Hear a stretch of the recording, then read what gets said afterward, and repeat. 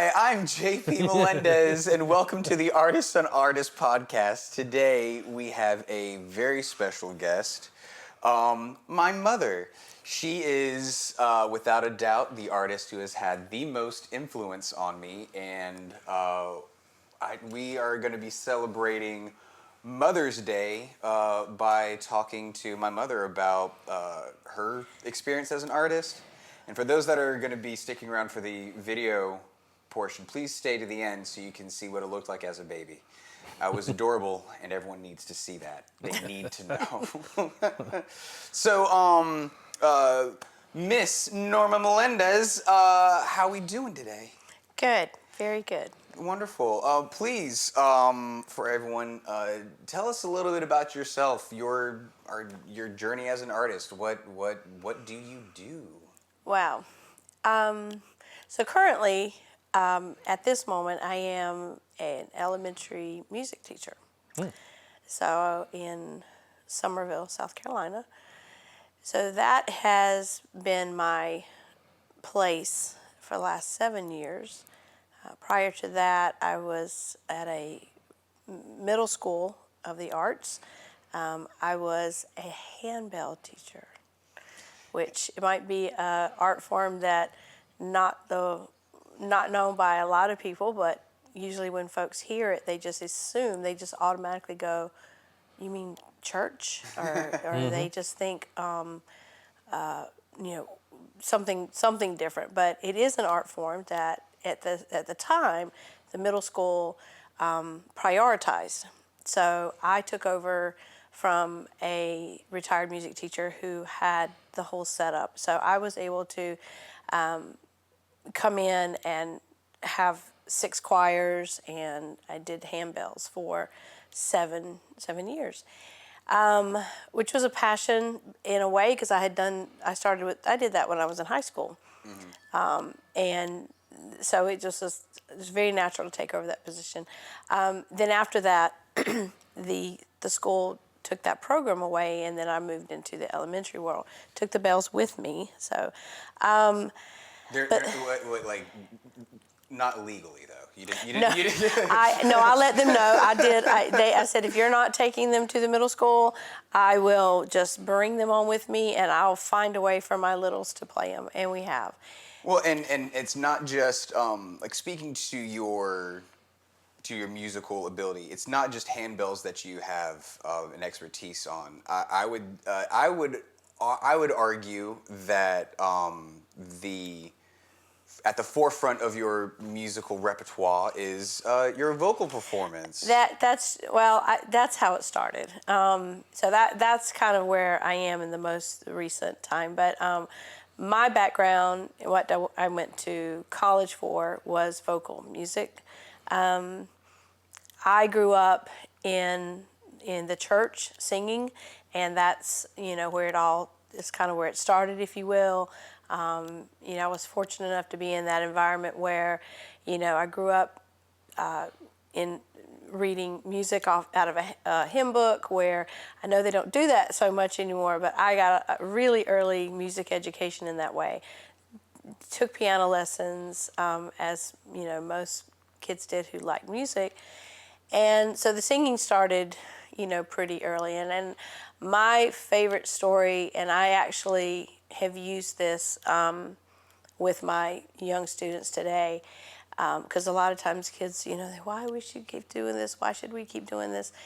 And I said, well, I remember when I was a 3rd grader, I was the shy one standing in the choir with a bunch of students, and one adult leaned over and said to everyone else, "I need you all to sing the way Norma's singing."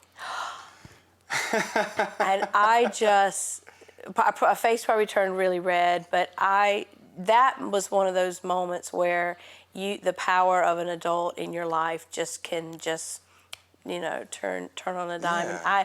And from there on, it just became, I just want to sing. And so I just put myself in those positions, and I sang in any opportunity I could. And then that's what I wanted to study when I went to college. I learned quickly that there are a lot of really good singers out there. So I was, you know, I don't want to say the word competing because that's not correct, but I was just in an environment where I just was surrounded by just vocalists extraordinaire, and I just wanted to, literally find my place in the choir, if you will. And at that point in college, you know, you're on a track, whatever your musical track is. I became really, really involved with with madrigals, and that's where that love came from. So things kind of refined a little bit from there. Madrigals is a cappella singing for the most part, all four-part singing. The occasional harpsichord. Occasionally, and with a Pro Musica group with, you know, recorders. If you're going really back to medieval sounds, we had those as well. I had the whole fife and drum. We did it all, but things really got solidified there. I fell in love with that art form. I'd never done anything like it. I mean, four-part harmony a cappella music is not, you know, everyone has a piano accompanist, everybody. So this was training above and beyond anything I'd ever done. And I found my niche because I was not one of those vocalists that had, I had no vibrato, for example. And so many of my college friends who were vocal majors, you know, they could just pop out, you know, the arias all over the place. And I certainly did some of that, but I really found the tonalities of madrigal music just fit my vocal range. And boy, was I glad, because I just loved it. And that group of men and women we just became a family. It was just, I mean, and we talk about this now because most of us are still good friends. And that was probably, and still, these are the college days, so, you know, things just opened up after that. I loved it. Well, and that's something that continued through all of your, for a lot of your adult life. I mean, I remember as a kid going to a lot of the rehearsals. Yeah. That's so funny. It's so funny you said that, because as I was glossing through all the photos, I came across several that you are in with the Pro Musica group in Puerto Rico. You had to come with me because your dad was away, so rehearsal was happening. So, you know, off we went, and you were for the record, my dad was in the Coast Guard. He wasn't like trying to get milk and cigarettes. Yeah, Like, we were a military family. He was underway. He wasn't. He wasn't away. That's true. That's true. I'm sorry. I guess I need to clarify that. Yeah, he was. So we had rehearsals, and you came with. I mean, you had to. And I was either holding you or Miss Martha was holding you, and I've got pictures of that as well. But that was another. So after I graduated college, spent some time working, and then after your dad and I got married, we moved to Puerto Rico shortly before you were born. I mean, this is young mind thinking like, oh, I'll never sing again. I'm in Puerto Rico. What am I going to do? And I was probably just a few months shy of you coming, and I saw a commercial on TV about a group called Coro Sinfonico. They had a commercial on TV? Yes, they were all holding auditions. And somehow, because my Spanish was, not so great, but I understood what they were saying. I could read the words, and I understood they were holding auditions. And your dad came home, and I said, I need to go to this place. I didn't know what it was called. Bellas Artes. It was their big the auditorium. I don't know where this is, but I need to go there because they're having auditions for their group. And your daddy was so supportive. He was like, well, okay. So he drove me there, and I don't remember the details exactly, but I got there, had that's where James Rowie, do you remember James? I remember James. Yeah, I I've got remember James pictures with fondly, you. Yeah, he so tolerated you. I so appreciated him because he was not a father. He wasn't even married at the time, and he was just kind of this bachelor who, children, he just kind of looked at like, you stay there, I'll stay here. But he was so good with you. I really appreciated him because I guess he figured, well, if I want her, he's coming along too. So anyway, auditioned with James, and that just set on a trajectory that was just amazing. We went everywhere, and James, he was the typical. I shouldn't say typical, that part is, but I'm good friends with him now. He and I still communicate, but he's very much the artist, very much in his own, The in his own world. visionary. He was, and I mean, I can still remember you guys did the Beatles tribute. oh, And I still remember to this day, I don't remember details about the specific conversations, but I remember he was so particular about the way the way everything flowed together, the order of the songs, and other everything about that production had to be perfect. So, gosh, wow, you're bringing back a lot of memories on that. So he did this every year. He did this annual. It was a tribute to John Lennon. That's what it was. Yeah. And it was just this whole compilation of music, and he did pretty much the same thing every year. But the very last song, oh gosh, and this is where I'm going to have one of those moments where it's the John Lennon's song "Imagine." Am I saying that right? Is that the title of it? Yes, Imagine. And we sang this 4-part thing, and it was it was James' arrangement of it. So he had, and you should have seen this music. As a musician or as a singer, you're used to opening up your music and seeing, the 4 parts very, but then he had and this is when, we didn't have the technology that we have today. It was so cut and spliced, and you're trying to find your part anyway, but after you learned it. But that was the very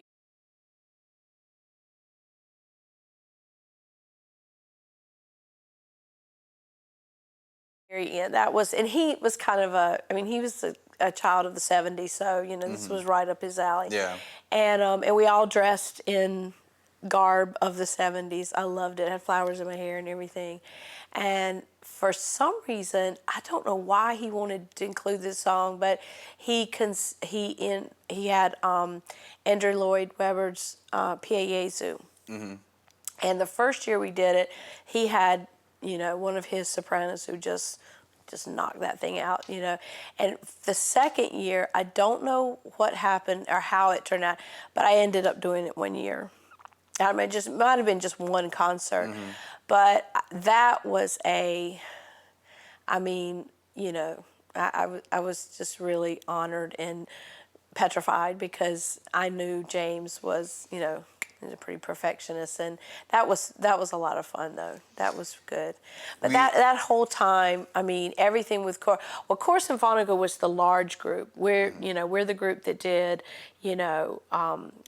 the Messiah. We did Bach Magnificat. We did all the big, classical and Baroque pieces, choral work.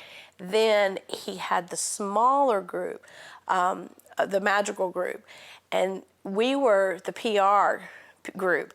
We would literally travel around the island to drum up money. We were really singing. I remember there's one performance that I remember from that small group in one of the museums of Puerto Rico, where it was like a fundraising event.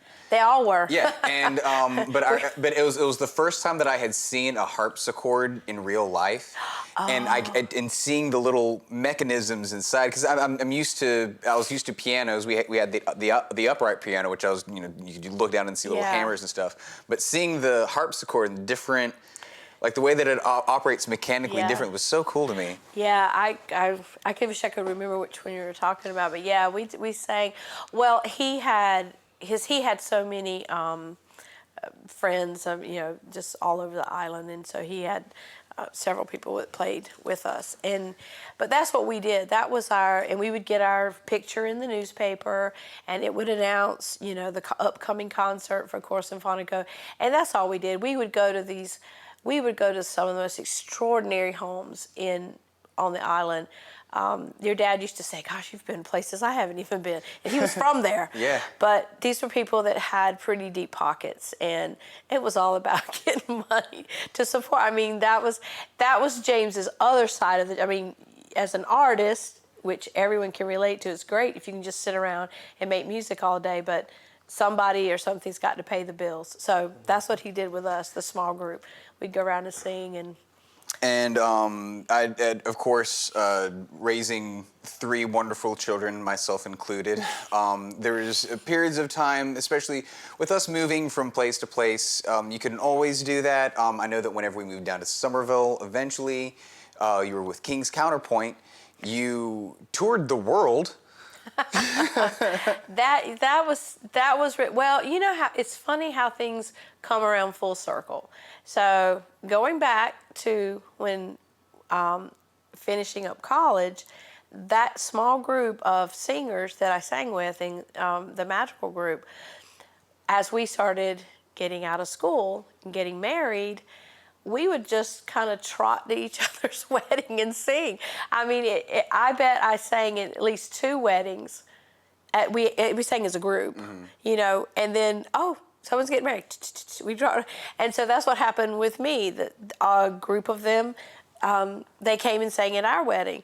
It's probably the only thing I really cared about. The whole wedding, I wanted my friends to sing. Well, I mean, other than the person you're getting married to. When it came to the ceremony, my mom did a lot of the work. I just said, I just know it. And they sang up in the balcony, and people even said, "Gosh, I can't believe Norma had recorded music." They didn't realize that there were live singers up there. Oh, wow. Anyway, but fast forward, one of those gals that was part of that group, Julia Overcash, Judith went on, our lives took different directions. She went on to move to the middle of the states. I can't remember exactly which state, but she made quite a name for herself. She was a phenomenal vocalist, and just blew it out of the water. She became a doctor in her own right. And then she came around and she met a man who was from England, David, and she and David moved to Somerville because that's where Judith's parents lived, and she wanted to be closer to them. And David had already established a group from before in England. He was from Somerset, and Somerset to Somerville, lovely. I know. And then I don't know what took him to that part of the world where he met Judith, but anyway, they moved back, and he wanted to kind of create a similar, like a counter group to what he already had in England and the other one he'd started here in the States. And so the 2 of them together, 2 masters, because he is a phenomenal director. I mean, David is just, you just want to sit at his feet. And she is a vocalist beyond compare as well. And the 2 of them together created King's Counterpoint. So what she did, she kind of started knocking on the door of some of us who still lived in the area and said, "Hey, we're coming up we're starting a group. Would you consider auditioning?" And she did say audition. It wasn't like, "You're my friend, you can be in." So there was an audition process. So I said, "Sure." Of course I'll do it.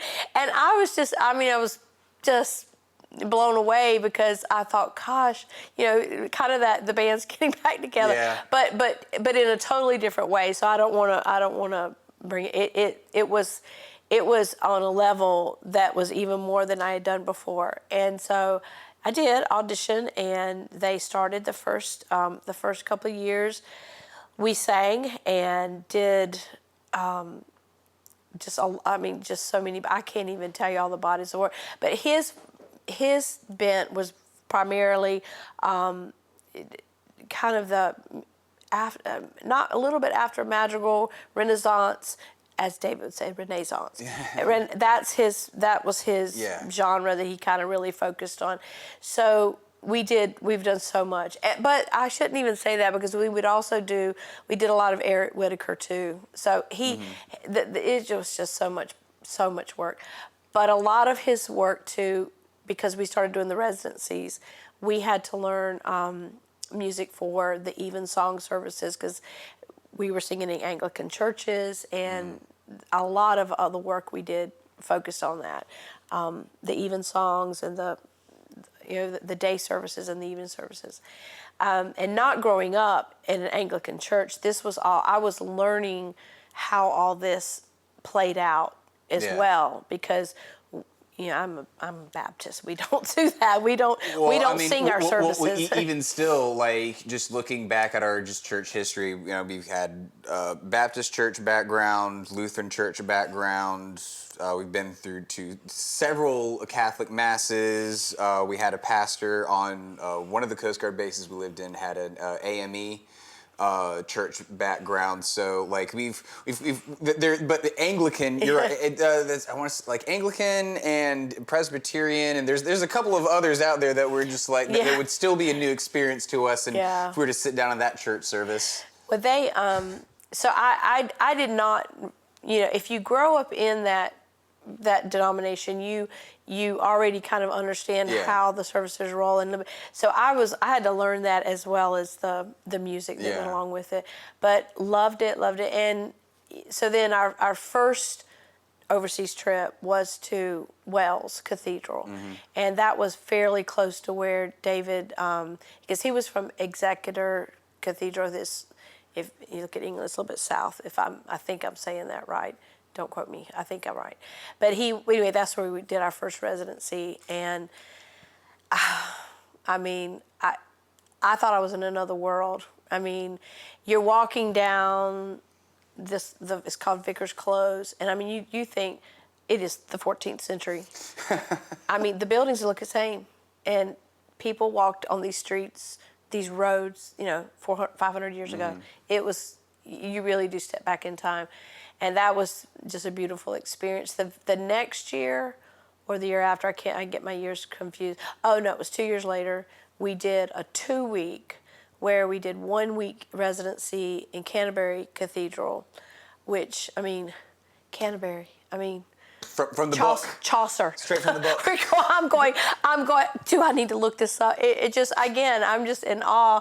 I have to like close my mouth so I don't look that American while I'm there, and just singing in that space, just, I don't know, it's just not weird. There's just no words. And then the second week was at Westminster Abbey, and so that was, I mean, the Queen.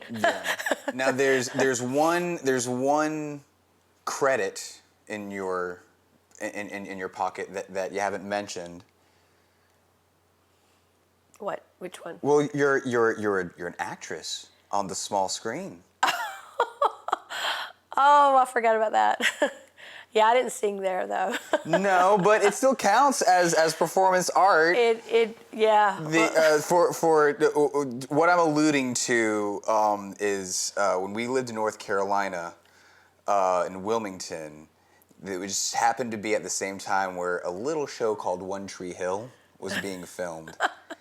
And you had an opportunity to just be a background extra, and it rolled over into, you had several opportunities, and there's at least one episode, like in the first, or is it the first season? I have a screenshot of it. It's so funny you asked that, because I have a coworker who is a 4th grade teacher, and she's young. She may be 24.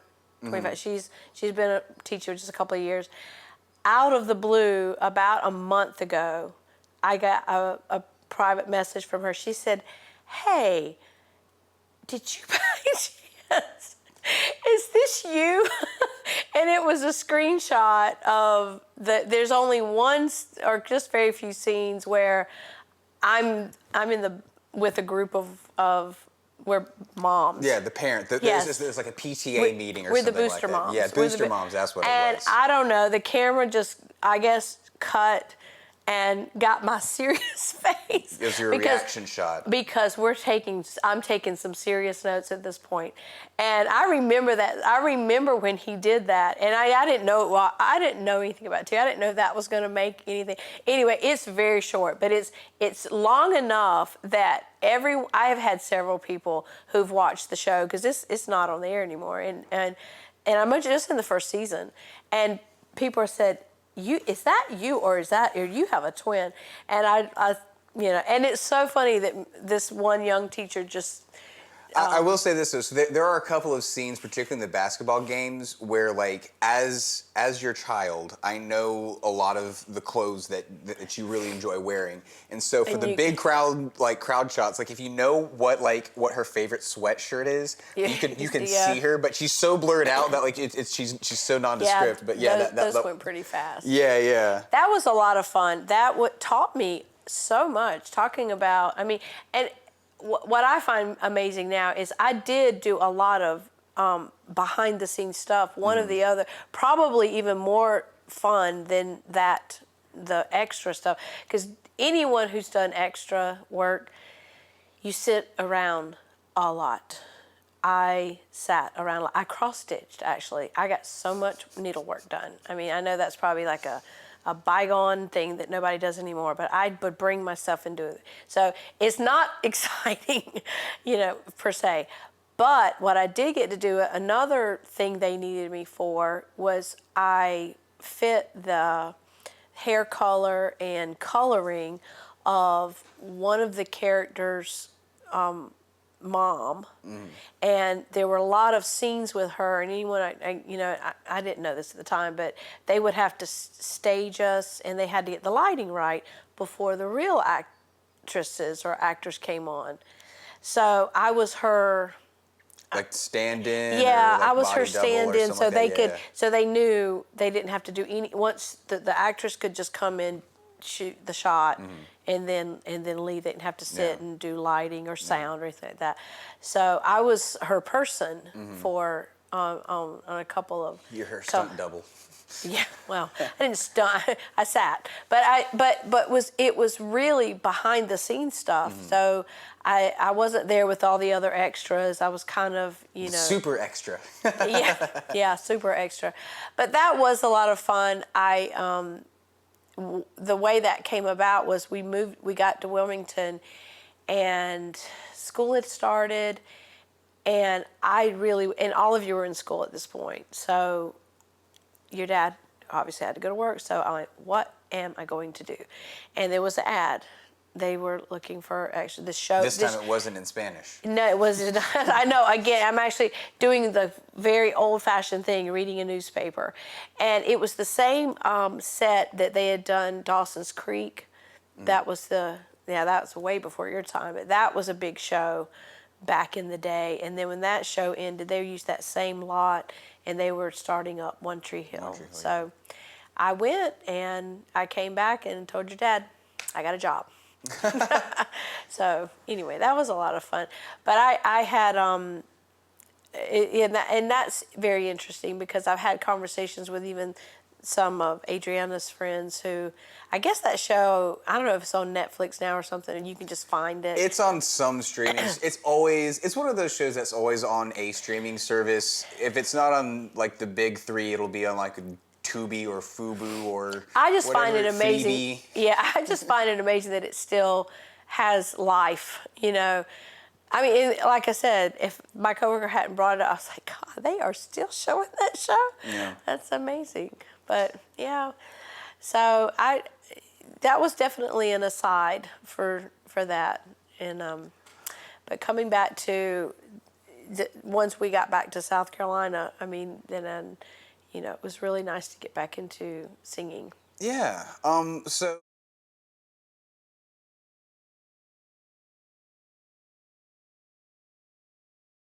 So obviously you have a great amount of experience as a performing artist, but as we kind of spoke to at the beginning, right now your current occupation is a professional educator. Although I will say, you've been an educator for as long as I can remember, because you were doing. Even whenever I was younger, you were a substitute teacher for like the music classes and stuff like that. I remember when we were living in Miami, you were a music teacher then too. So obviously, as a result, me and my sisters, we could not get out of performing. I've made jokes before that I've been on stage as long as I can remember. My first role was as the little drummer boy in a Christmas play. Yes, Yeah, yes. I make there was when you were going through some old videos a long time ago. You have a video for my first birthday. We have the little Fisher Price little tape player that had the microphone on it. Oh yeah. And you could record over like blank tapes and stuff. So I've been making jokes of like I've been recording music since my first birthday. But I loved that. Love that. oh yeah. So again, so coming from the perspective not only as an artist but as an educator, like just what is your kind of experience, with the new generation? What do you see, especially since with us as your children, we're adults now. You're teaching the next group of artists. Please tell us about that. Your experiences and your observations about that. Well, I do want to take 1 minute to say I have to really give, all of this conversation is fabulous, and I have to insert here that how grateful that I am. I have very strong faith, and I'm very, very blessed that from the moment I was in that little third grader, that when I said, Lord, if you can just please help me to sing wherever and have music in my life, I want to do it, and I will do it for you. And I was, from a very childlike assertment of that's been it. That's been the strain. So whatever I've been able to do, I've wanted to do that and give him the glory, because I can't do this if I didn't have that. With that said, when it comes to the education aspect, one thing I noticed very early, and of course I probably used as a little bit of a, I don't want to say a trial, but you're right. I wanted music in your life. I could not imagine music not being around. I grew up with it as well. My mother played the piano and sang. My father had music playing all the time. I can't imagine not having that. I did not realize that how music develops your brain. I did not study the science of that until I got to college, until I took graduate courses in it. And of course, I'm reading all this going, yeah, that makes sense. That just totally makes sense. I didn't know that, but it was just innate, I guess.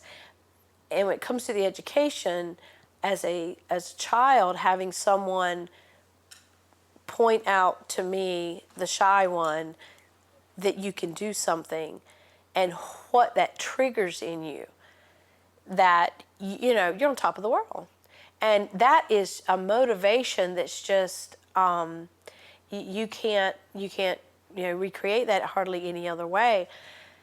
I've never forgotten that. So fast forward to working with students now, I'm not doing some of the big choral stuff that I worked with, and I think that was a season. That was definitely a season. I loved it. I'm so grateful for that opportunity. But now I get to work with these young boys and girls, like you said, the next generation, and I'm like, okay, so how can I be to them what that one adult was to me? And it's going to be different for everybody. I teach, just as a for background, I teach in a Title I school, which means the majority of our students, over 65%, are low income. They are from a very diverse backgrounds. All of the school, the district is as well, but specifically Flowertown, that's where we are. So I know right away these kids are not coming from homes where mama's playing the piano and dad's playing, classical music on the, I was gonna say record player. That boy, did that date me. You could have said Victrola. Well, my dad did play a record player, but I mean, they are not listening to the kind of music that is going to, this development. And I'm not knocking any type of music. I just know, I know a little bit about certain types of music that does help, expand the brain a little bit.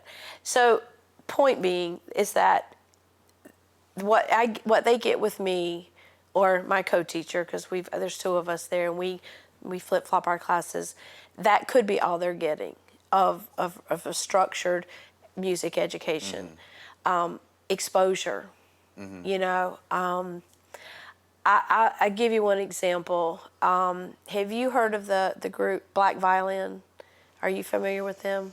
They do stuff on like YouTube. They have concerts as well as these two men, and I apologize, I do not know their name, but one is on a viola, one's on a violin, electric.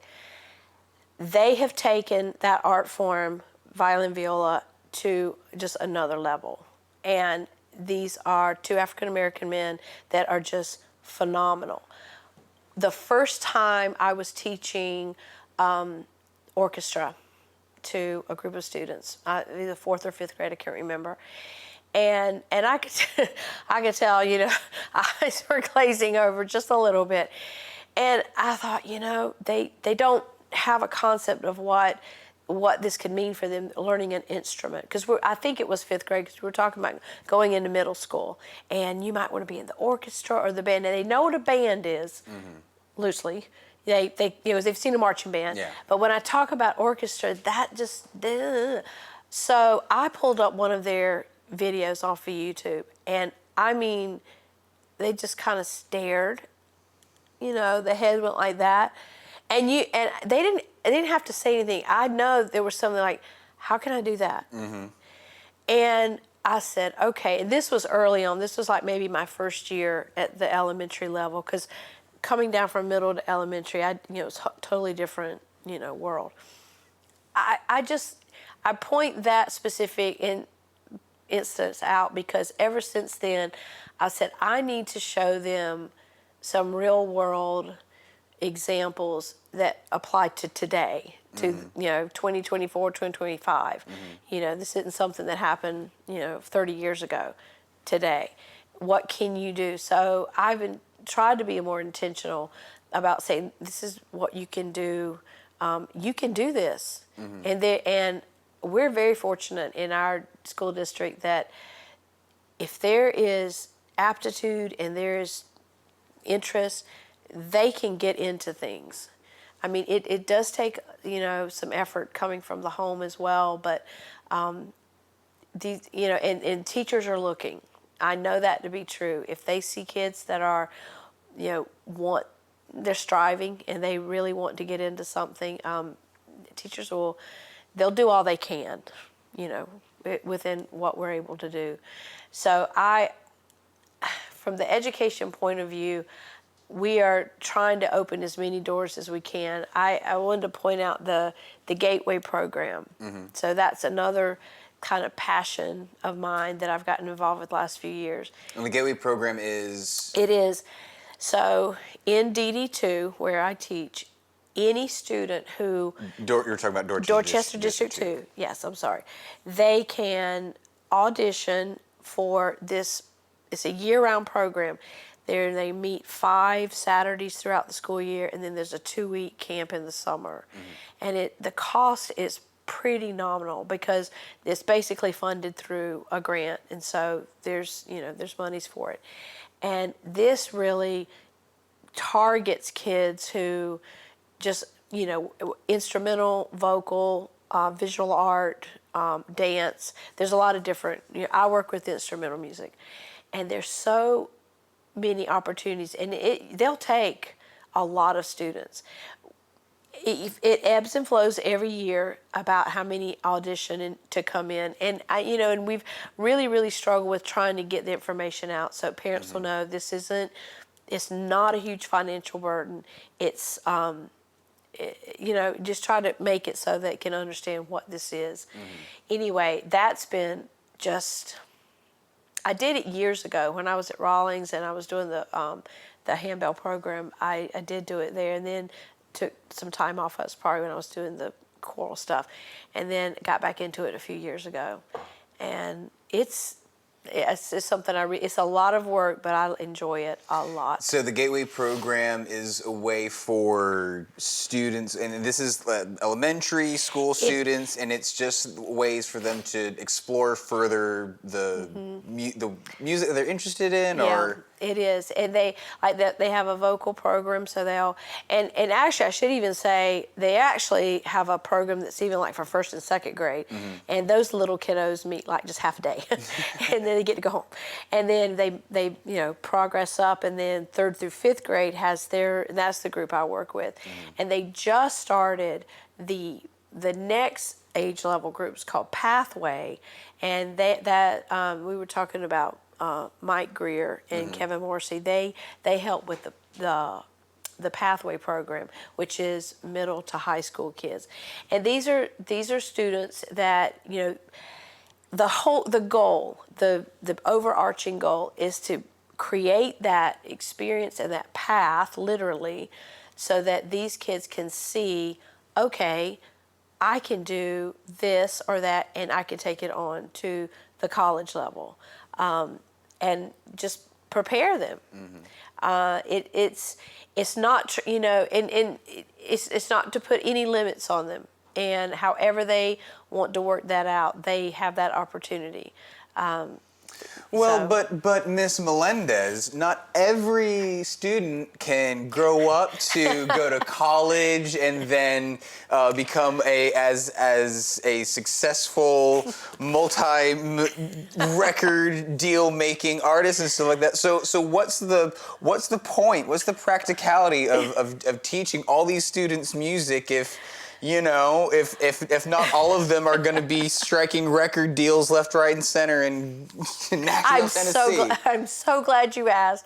Well, I think it just goes back to, when I said earlier about how I didn't realize what, music and, having music as a part of your life and just everything develops you.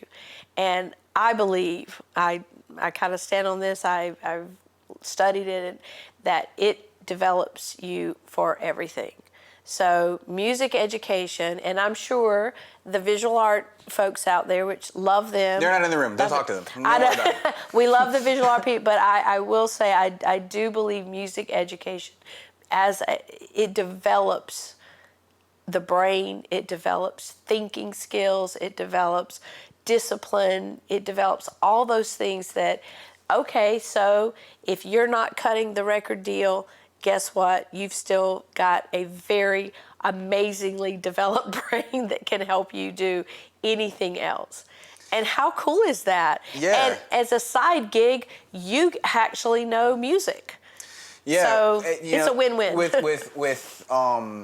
With music, I mean, as a music nerd, I love so many aspects of it. You have the applied mathematics side of things, right? Especially now, I've been noticing over the past couple of years, particularly when it comes to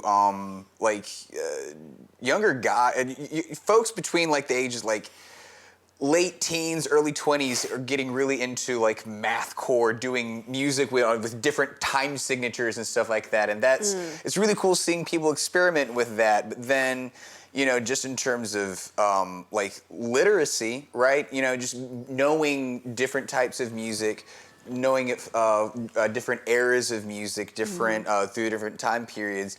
It's just educational, having context for history, for example. I know. Have you ever seen?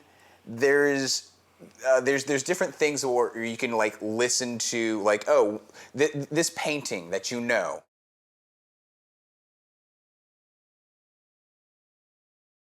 right? And you say, this is the music that was being performed around the time that this, like the Mona Lisa was being painted and stuff like that.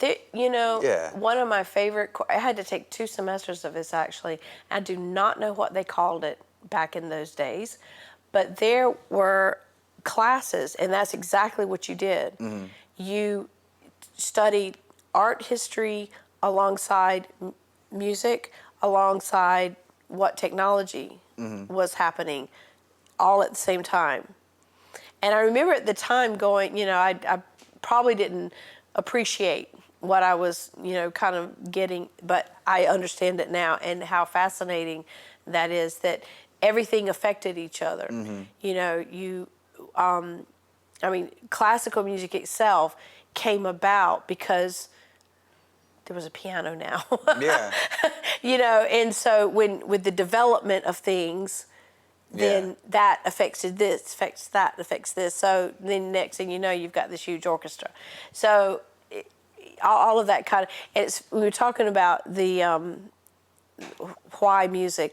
I have a fantastic poster in my classroom, and I made it quite large because I did have one of my smarter students, why do we have to do this? And I said, I'm glad you asked. I'll refer you over to this poster. And it goes through, music is math, music is science, music is physical, and it goes through all the things so I like Exhibit A. This is why we learn music, because it affects all that. And of course, he's like, oh, okay. And I used to tell my students, especially we have the GATE students. These are the kids that, have, academics, have high academics, and that's great. But I'll tell them often, we'll do something. I sing a lot, obviously, in my classrooms. And I tell my students, I said, just let you know right now, Miss Meléndez loves to sing, so we're going to sing. And we do a lot of vocal stuff. It might not even be part of the lesson. I just want them doing it as a group, and I just want them doing it. And then I'll say, and guess what, guys? I said, I don't know if you're getting ready to take a test, you're going to do great on it. And they're kind of looking at me, and I said, no, you've just got your brain fired up. Your brain's, both sides are just talking to each other right now because you got all this music in your head. I bet you're going to do great on your test when if you've got a test coming up. And, a couple of times they just kind of look at me like, she's crazy, but I believe it. There's science to prove that. No, it was because I remember there was a period of time where I was being homeschooled, and the music that you'd have playing whenever. Well, see, right off the top of my head, I'd have the William Tell Overture. Yeah. I remember the Jupiter Symphony. Yeah. There's another very, very famous symphony as well that is that was the soundtrack of my first or second grade. I can't remember what. I think we did. I think we did a lot. Edward Grieg. Did you do the Hall of the Mountain King? Yeah. I think that's a fan favorite now. And what's funny is that even to this day, if there's something that if I need to be academic, I need to sit down. Play your Yeah. It's and now it's even easier because Spotify has entire playlists where you can find a romantic playlist or something. I want to say at one point there was a trend called dark academia that had all nocturnes and stuff like that. Yeah. Really? And so that it's so easy to do because it's easy for me to go to because that's what that's kind of developed that habit for me. Yeah, I mean, if you study that, and when I used to do that, by the way, in those days, I didn't really have a working knowledge of the, music and I just, again, this was more instinctual. Mm-hmm. It just made sense to me that that good, music playing, while you're studying was just a thing to do. Yeah. I cannot lay claim to I read this study, and I didn't. It was much later. when I started taking some graduate courses to get, when I was going back into, teaching in the classroom, that I'm reading what oh, so when I did that, this was happening. I didn't really put that together. It was just kind of an instinct. Yeah. I just wanted to do that. It's so funny that you said that, because so many classroom teachers now will have music. They pull up their phone, get Spotify, and they'll just have music playing in the classroom. And they're like, yeah, I heard that's a really good thing to do. And I'm like, it is. It's a great thing to do. Hey, good job. And especially because I love doing that, because it's especially now, like there's so many Carnaval de Animal. Oh, yes. So one of my favorite things to do is go through the whole Carnival, because there are several songs that like people know but they don't know they know. Like Aquarium is one of them. That's probably the most famous. That is probably is the most famous, but there are several other from the Carnival that, like, I guarantee you, if you listen to the whole thing all the way through, you'll remember a movie, a TV show, a commercial that had that. It's funny. I will have to, because I do all of them. Yeah. So I play them all the time, because the Aquarium one, as a matter of fact, is, we get out the scarves and we just it's just very flowy. But some of the first time the kids will hear it, they'll say, oh, that's from. They all say it's from something that they've seen. A movie, and I'm like, well, that maybe, but it's also, But I usually do that with my little kids, and then we do the donkey, we do the elephant. Yeah. My favorite is the tortoise, because it's the can but slow. And the fossil one, you get a kick out of that, because the way I teach it is I have a video with there's a person who does like dinosaur walks with the fossil one, and of course the boys love it, because they get to be a T-Rex and they get to be a Triceratops and all this stuff. So we have fun with it, and how great is that? Because without even knowing it, these kids are learning great music, and they're moving to it, and that's another component. Now, I probably did not get into that until I started teaching elementary school, really understanding the power of movement with music. I mean, and it's not movement like dance, which love our dancers, absolutely, but this is different. This is just body regulation and how that's so important. Talking about this generation, I mean, these kids have never known life without electronics and, just that computers. So we are teaching, and of course, and I'm an older teacher, so my generation to these little ones is, it's light years. Yeah. I can't even imagine what, an 8-year-old situation is, because I mean they have so many distractions. So one of the things that is talked about with music education now, other than the obvious things that we've discussed, is that moving to movement, body regulation, and just centering, and I've got one lady, I follow her religiously, I should say. I mean, her name is Stephanie Lavelle. She's a graduate from Berklee School of Music, and she's an early childhood music educator, and she focuses on young children, really like second grade and below, and special ed as well, because these are the kids that need that focus almost more than any. They all do, but she's taught me so much, because that is an area I knew zero about when I first started, and then we started being tasked with teaching special ed autistic students music, and I thought, how do we do that? That's just so that's an area of my growth that's, developed over the last 4 or 5 years by necessity. Yeah. Because we have to do it, and we had to like figure it out. And it's not the easiest thing in the world, but definitely it's rewarding, because if you do what she's suggests, the way she suggested, I mean, it's very nice. Now, speaking on a personal note, we are profession, teaching young kids and putting the seeds of music and art, planting that. I got a question in two parts for you. One, how have you seen those seeds grow, like in me and your children as we become adults?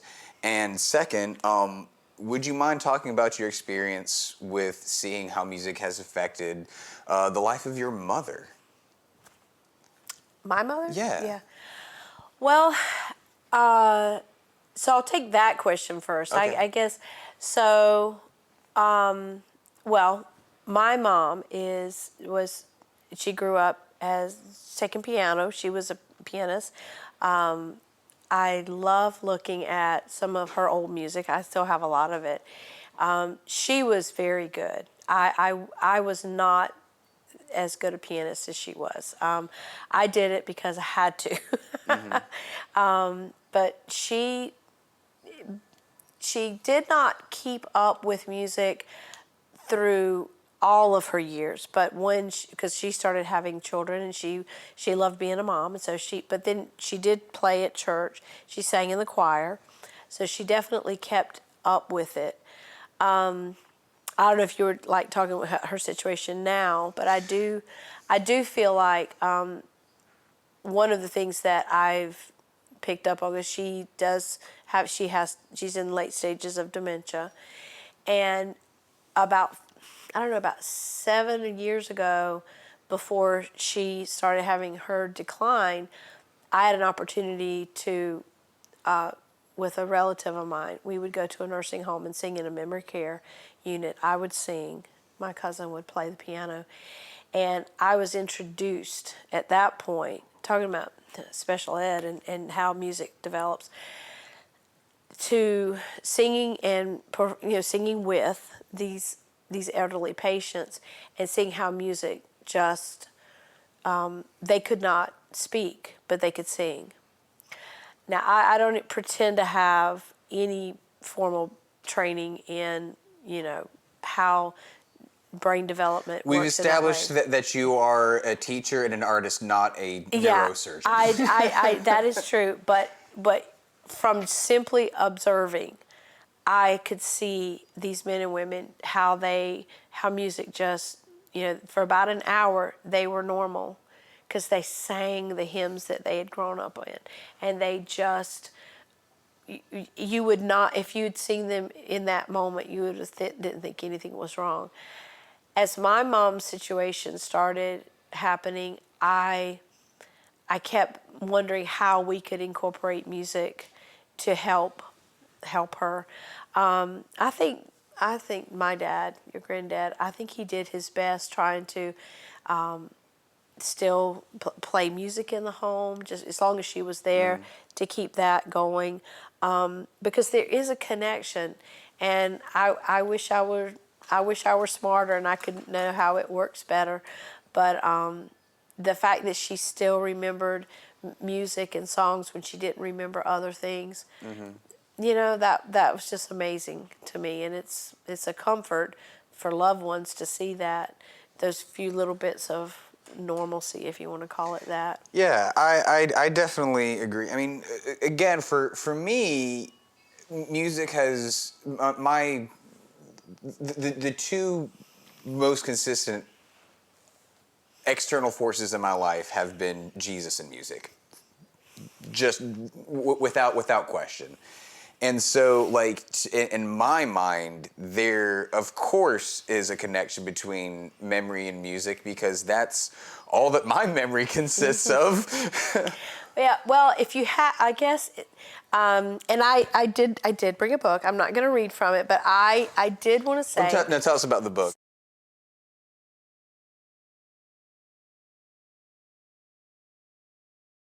So this is a book. This was a book that's called Arts with the Brain in Mind, and it is by Eric Jensen. It is used in college courses, graduate courses, and I had never.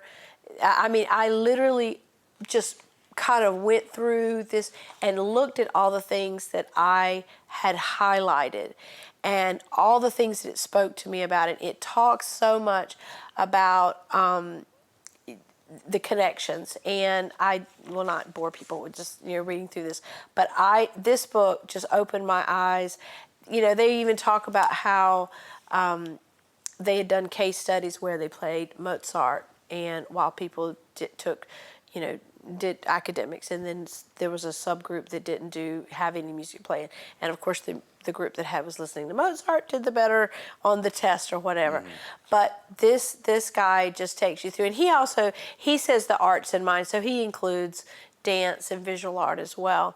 But I honed in definitely, and again, for me, reading stuff like this, in graduate courses, after I have raised children, it's just reaffirming. I was like, you're right. This is great. So I should have written this myself. I'd make a lot more money. But this was just a great tool in reaffirming, and everything we do. Now the only thing that changes when you talk about the next generation, children themselves, I don't think change. I think an 8-year-old today is not all that different than an 8-year-old when I was 8. What is different? Our environment's different. We live it at a faster pace. We do, they have more stimuli. They have more distractions. So navigating that is definitely the bigger challenge. And some days I don't know if I'm up for it, because I'm like, I don't even understand your world. This is kind of a funny story. This is a little bit of a side, but one of the songs I do with all my students, and I play the ukulele a lot, and they love it. And it's so funny, you strum that ukulele just one chord, and you got their attention. Like, what did I just hear? Because they don't hear live music. Yeah. They are used to their devices, some music coming out of something, but you strum, and you could hear a pin drop. So we do a little song. It's called Hole in the Bottom of the Sea. It's very old. A lot of people know it, I hope. And you have to layer all these things that are on the hole in the bottom of the sea. Well, when my age really starts catching up, when I'll say, what's on the hole? And they will name a character from a TV show. And I'm going, okay, who? Who's that? and they, thankfully they don't get exasperated with me, and they'll just say it again until I get it, and then we move on. And I don't know who I'm like, please let this be a good character, because I'm not saying something, awful.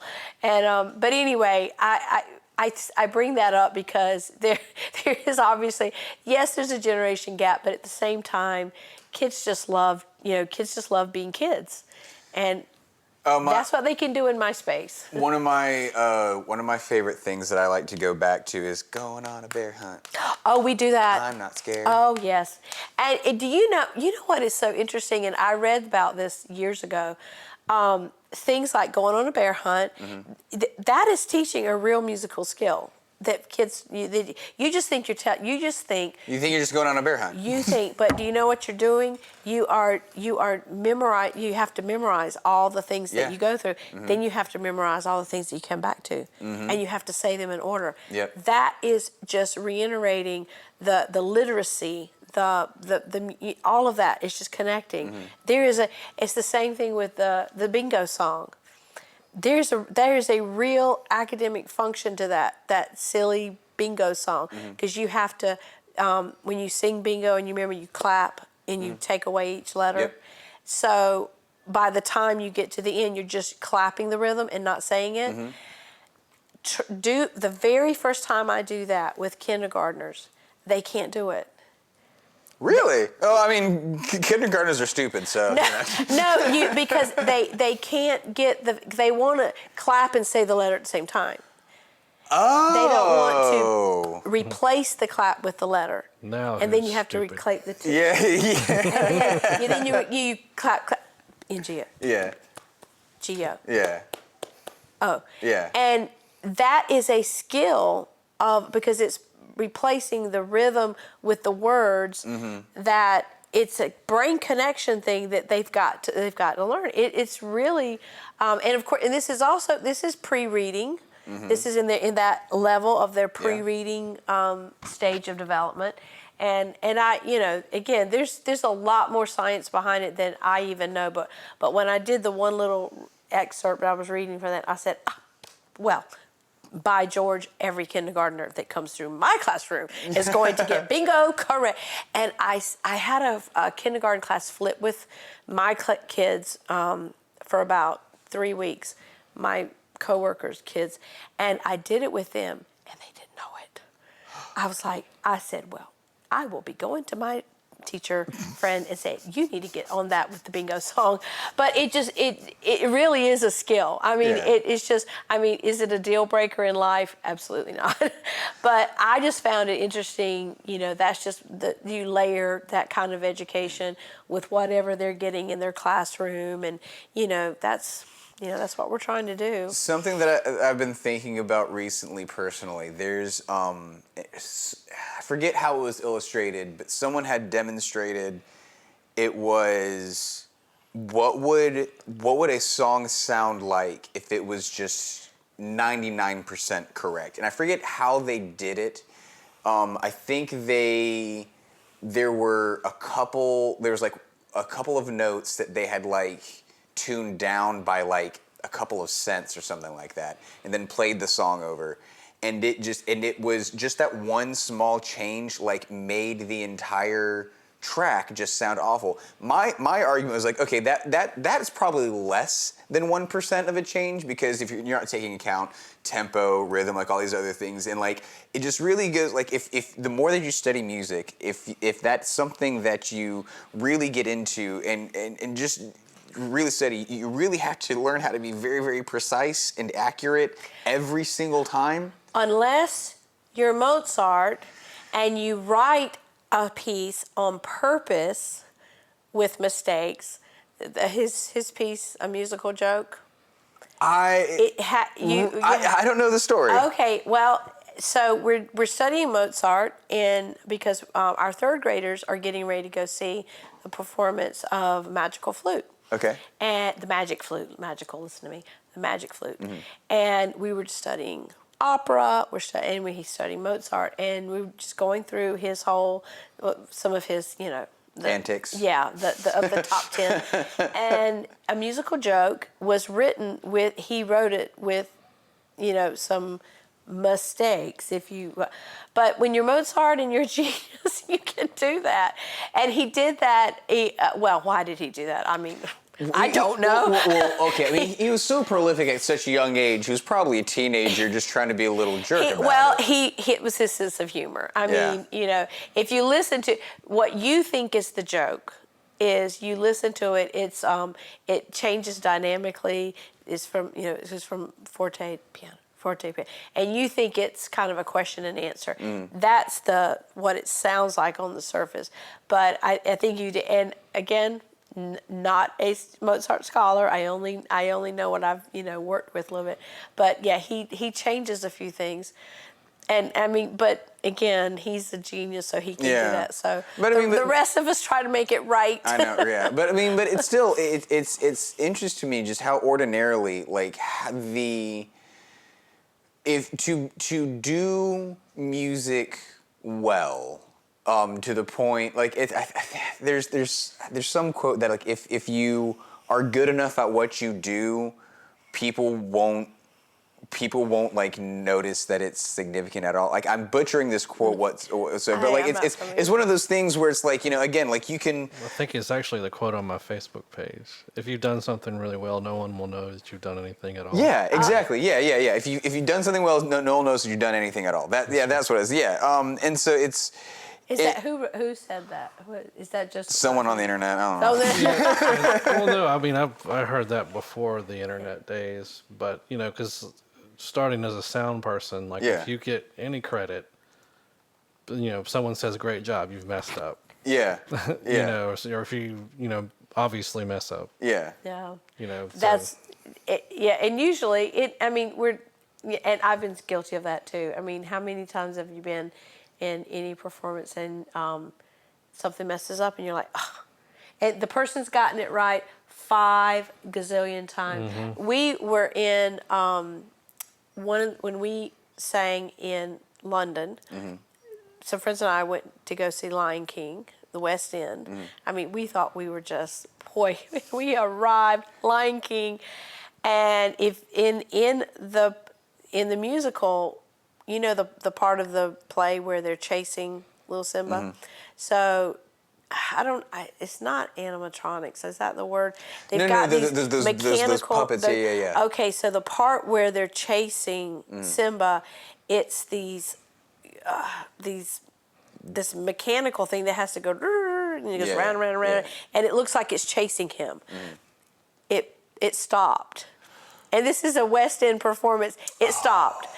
And There's one techie that got chewed out. well, someone is no longer working at the West End At West Theater. End anymore. and of course, my friends and I, we're sitting there. We Mortified for them, I'm sure. we feel bad for them. We don't really care. I mean, we're in West End Theater watching Lion King, so we assume they're going to get it fixed, and they do. Yeah. But we are sitting there, thinking like someone's not coming back to work tomorrow. But bless their hearts, Yeah. but they probably got it right Every single for the last 500 shows, and Yeah. then something went wrong. Yeah. that's And live the little entertainment, though. Yeah. Yeah. And I'll never forget it. I'm sitting here talking about it, but I mean, it didn't change it. They got it rolling back up again, Yeah. and then off we went. So anyway, but yeah, I think with music, I don't know. You were talking about earlier. You said, what about the people that don't go to, graduate and then they don't go to college and study music and they, take another route. I mean, goodness, Dolly Parton does not have a college degree. She's done well. Yeah, she has her own theme park. Yes, and that's really when you get there, you get. But I mean, so it obviously can be done. I mean, someone, I use her as an example. There's plenty. Music has not been, I don't ever want my kids to feel like you have to go, a formal education way with far as music. I think going back to what you were asking earlier about the three of you, I just feel like I didn't care. I didn't care what you did with music. I wanted it in your life somehow. I just wanted to expose you to it so that, and all three of you took different avenues, but I would argue that music is in all three of yours and your sister's lives in some way or form or fashion. And if not specifically music, artistic, Adriana's a completely different art form, but music's definitely been a part. Yeah. So for the record, I'm the oldest, and while I am on stage most often, that doesn't. To put in perspective, Marielle, my middle sister, she, I would say probably even right now is if not a better guitar player, we're probably about the same level. She started guitar way before I did, and she was definitely better than me for a while. My youngest sister, Adriana, she's the one that she does a lot of audio-visual work down in Charleston, Somerville for a lot of different people. And Marielle, she did clarinet in band, but even still now, like I would say, and just in general, while her profession is not artistic in the traditional sense, it's very, very evident that art is very, very important to her life just because of the conversations that we have.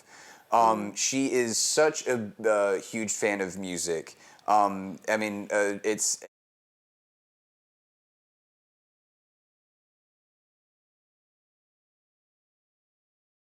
it's easy to, as her older brother, it's easy for me to dismiss. Oh, she's a Taylor Swift fan, but she's more than that though. She is a Taylor Swift fan. She is a Taylor Swift fan, but it's so much more than that. And she grew up with such a influential foundation of music and art that there's not a shadow of a doubt in my mind that it has definitely made her life, at the very least, more colorful.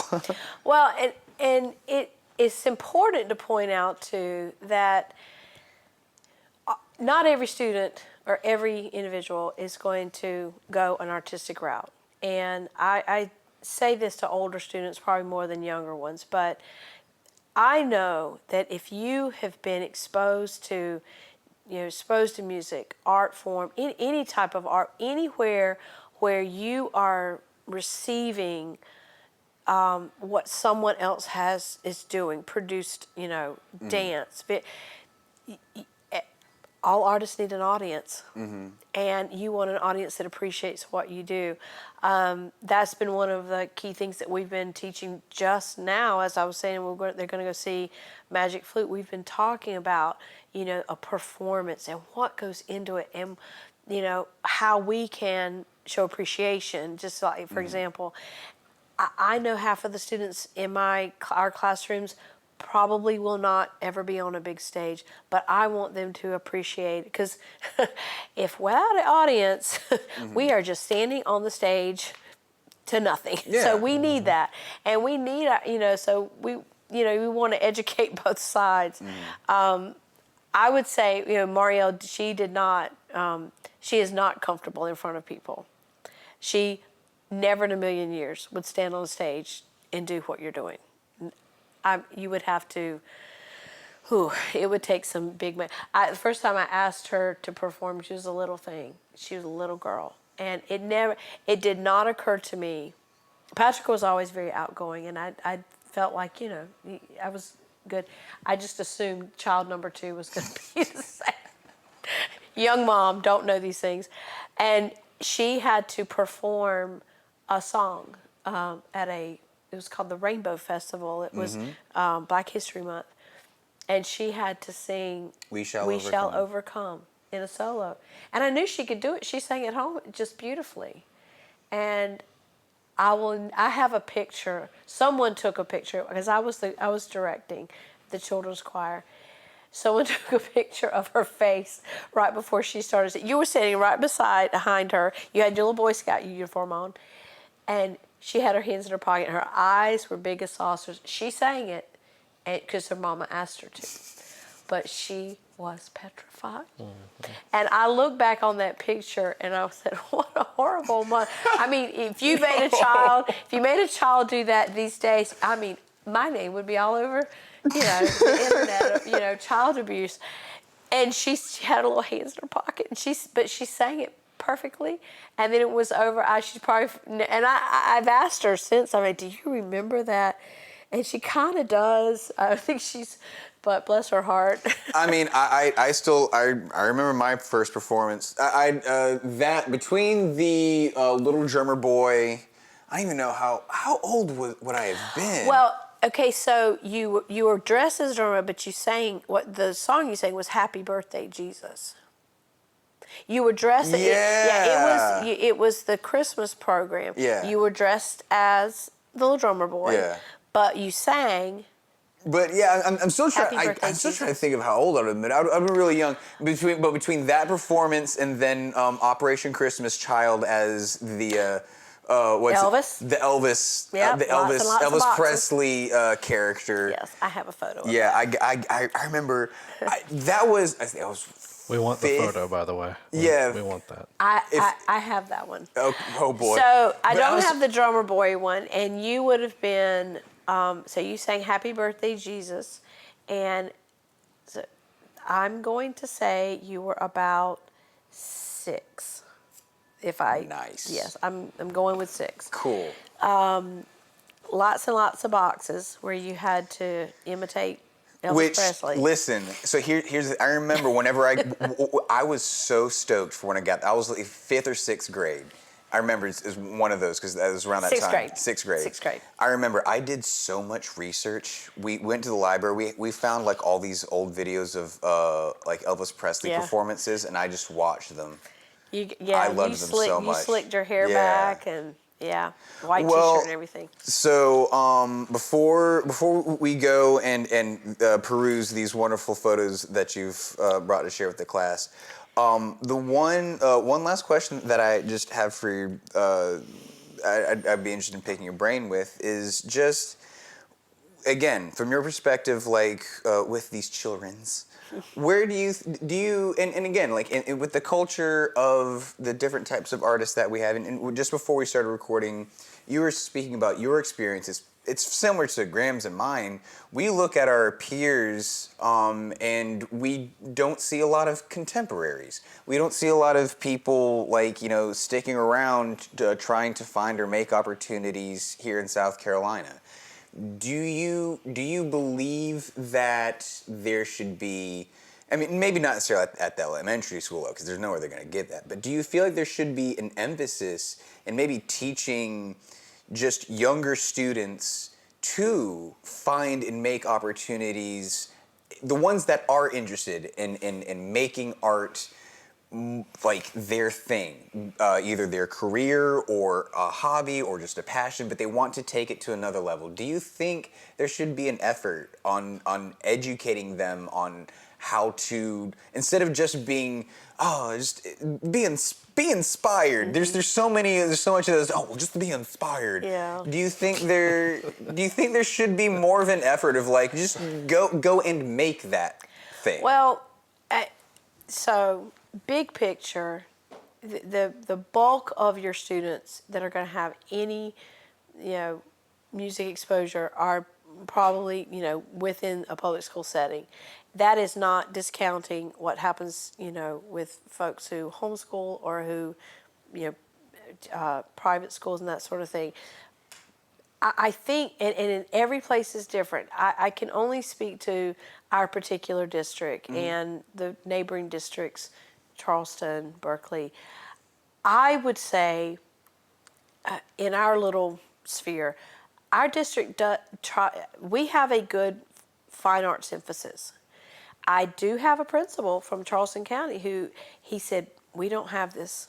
He said, he spoke to me just this week, me and my coworker. He said, I love what you are doing. I do not see this in Charleston County. Why? I don't know. I mean, we could probably spend another hour. I mean, the money, you have to have folks at the top invested to say, yes, we are going to invest into this. And I believe we are invested in Dorchester District 2. I can only speak to it now. And there are districts in the state too. I mean, upper part of the state, and even here in Columbia, there's some. I've got friends in some of these high schools that they're doing a lot of good things. I know some choral teachers here in Columbia. I know some teachers up in the Greenville area. I mean, I'm on Facebook and whatnot with them. There is a lot of music happening. I get, and I'm probably generalizing too much, but you've got a culture that's a lot of these kids don't see or don't get from their home, perhaps, and so you're solely dependent on what they get in school. I know that's our case. That is definitely our case. We're up against that a little bit. Do you think, like at some level, so if there is such a great dependence on the public school system in terms of educating about music, do you think there should be an effort to maybe introduce the vocational aspects of being an artist, like in schools? Because I mean, you have. I mean, I know that like like wood shop class and stuff like that is from a bygone era. But I mean, especially in today's culture where there is a lot of presence on screens. You have young people working on creating social media content and stuff like that. Do you think there should be, since that is where our culture kind of is right now, do you think there should be an effort to educate these kids like, hey, this is how you do that as do XYZ as a vocation? Yeah, and that could be happening. Whoever's listening to this today may know of that occurring. It obviously isn't something that I'm doing.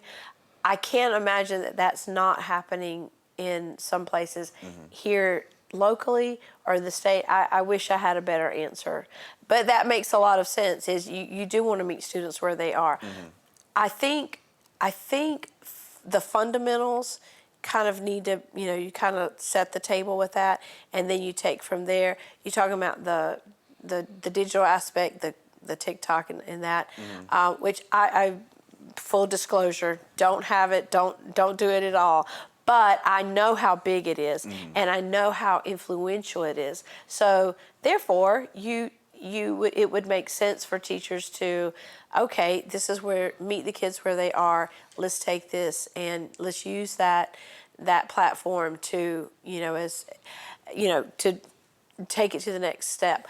I guess, probably because of my background, because of, my generation. I mean, I tend to say, let's get the basics and then work on that. I think talent and creativity is going to shine either way. I mean, there's stories upon stories of kids that, artistic kids that they may not have had the background that some others did, but then, there was a teacher. There was a teacher who recognized it. And that's kind of where some of us get to be kind of on the front line. I've had students just in these last 14 years that, I've seen like if they want to, they can go and make something. Sometimes they do. Sometimes they have. Some of them, at this point, most of them are, the oldest are, kind of college age at this point. And some of them, it's just fun. It's just a hobby. They don't want to do anything beyond that. But I don't know. I wish I had a better answer for that. Well, I mean, I would say that's probably one of the goals of this podcast is just finding that answer. I don't think we do have an answer. I think that's what one of the things we're trying to do is explore that answer of what can we do and where can we do it to help. I wish say a lot of the biggest influence kids have, it's students, young people, is in the home. So if parents value it, kids are going to value it. I mean, you and your sisters, regardless of what you do artistically, I know you value it. Marielle's a perfect example. She does not pay her bills with anything specifically using a creative format, but I know she values music. And it's not that she can't. She's well, I mean, she's a good little singer, but she's going to sing in the bathroom. She is not going to sing on stage. That is going to be her thing. She plays a guitar, but that's okay. I mean, she is a fantastic audience, and she values it, and I know that. I know you do. I know Adrian. I mean, so I think that because you grew up that way. You didn't know anything different. You value what you see and hear. And that just doesn't happen everywhere. I think I was shocked more than anyone, when, kids would not know certain things. I was like, oh, you did not learn that, Oh, yeah. I have the similar conversations with Victoria. I don't think, Peter and the Wolf. Yeah. Like that's how you learn the instruments in the orchestra. Well, and it's Peter and the Wolf is so influential just on my childhood in general. It's one of those things I mentioned it to Victoria. She's like, I don't know what that is. Oh, that's how you learn